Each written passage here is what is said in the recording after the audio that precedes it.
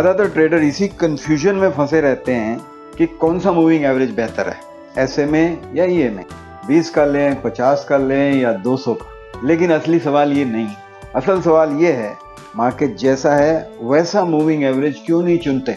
Trending, choppy या breakout market, हर जगह एक ही तरीका कैसे चलेगा।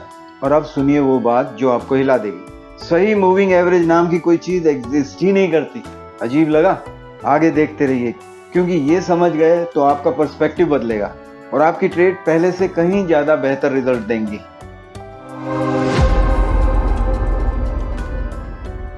ज्यादातर लोग सोचते हैं EMA फास्ट है और SMA स्लो, लेकिन सच ये है फास्ट या स्लो से ज्यादा जरूरी है ये समझना कि कौन सा मूविंग एवरेज कब फेल करेगा।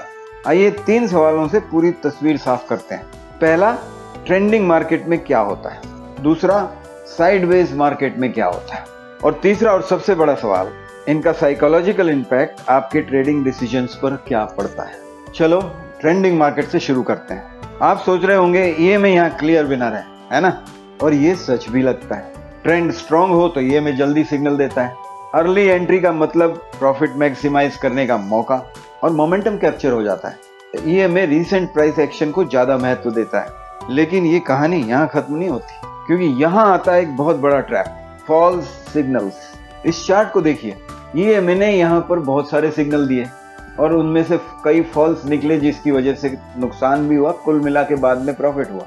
लेकिन SMA ने यहाँ पर कम सिग्नल दिए और लगभग सारे सिग्नल सही निकले। SMA यूजर्स ने लेट एंट्री किया, लेकिन उनके ट्रेड्स ज्यादा सक्सेसफुल रहे। Patience paid off. SMA late signal देता है लेकिन ज्यादा बेहतर सिग्नल देता है। तो क्या इसका मतलब ये हुआ कि SMA हमेशा बेहतर है? ये आपकी ट्रेडिंग स्टाइल पर डिपेंड करता है।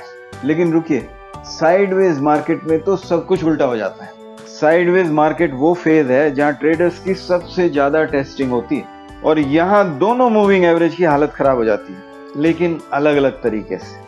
EMA तो बन जाता है एक सिग्नल जनरेटिंग मशीन, 90% से ज्यादा सिग्नल्स गलत निकल जाते हैं। और SMA एक स्लो पॉइजन, सिग्नल देर से देता है, गिने चुने देता है, लेकिन वो भी गलत निकलते हैं। तो सच्चाई ये है कि जो ट्रेडर सिर्फ मूविंग एवरेज पर डिपेंड करता है साइडवेज मार्केट में, वो 60-70% केसेस में लॉस ही करता है। तो फिर बचने का तरीका क्या है? यहीं आता है game changer, dual moving average system. 2 simple strategies जो पूरा खेल बदल सकती है। Strategy number 1, confirmation system. EMA signal देता है और SMA कंफर्म करता है। Result 70% less false signal. Strategy number 2, market state detection. EMA और SMA का गैप देखो, वाइड गैप है तो स्ट्रॉन्ग ट्रेंड है, EMA को फॉलो करो। नैरो गैप है, इसका मतलब साइडवेज मूवमेंट हो रहा है, मूविंग एवरेज को इग्नोर करो। सिर्फ ये एक एडजस्टमेंट ट्रेडर्स की सक्सेस रेट को 40 से 50% तक इंप्रूव कर देता है। लेकिन यही वो जगह है जहां ज्यादातर ट्रेडर्स गलती करते हैं, वो साइकोलॉजी को नजरअंदाज कर देते हैं। मूविंग एवरेज की असली ताकत आपके माइंडसेट से जुड़ी है। SMA ट्रेडर अक्सर ज्यादा पेशेंट और डिसिप्लिन्ड होता है। EMA ट्रेडर्स ज्यादातर रेस्टलेस और ओवर ट्रेडिंग के ट्रैप में फंस जाते हैं। अगर आप बिगिनर ट्रेडर हैं तो SMA आपके लिए ज्यादा सेफ है। क्यों? क्योंकि कम सिग्नल जनरेट करता है, लेस कंफ्यूजन देता है। मोर कंफर्मेशन और सही ट्रेड होने से कॉन्फिडेंस इंप्रूव होता है और आपको लेस स्क्रीन टाइम यूज करना पड़ता है, जो मेंटल हेल्थ के लिए बेहतर है। और अगर आप इंटरमीडिएट टू एडवांस ट्रेडर्स हैं तो आपकी बात ही अलग है। EMA का भी इस्तेमाल कर सकते हैं और करते हैं लोग। तो अब थोड़ा और डिटेल में जाते हैं और देखते हैं कि आपके लिए कौन सा फ्रेमवर्क ज़्यादा सही है। और मैं यहाँ पे कुछ टेस्टेड फ्रेमवर्क दे रहा हूँ, उनमें से चूज कीजिए। अगर आप बिगिनर इंट्राडे ट्रेडर तो 50 SMA से ट्रेंड को पहचानिए और एंट्री के लिए प्राइस एक्शन को इस्तेमाल कीजिए। अगर आप इंटरमीडिएट लेवल के हैं तो 20 EMA और 50 SMA का कॉम्बिनेशन। EMA आपको सिग्नल देगा और SMA उसका कंफर्मेशन करेगा।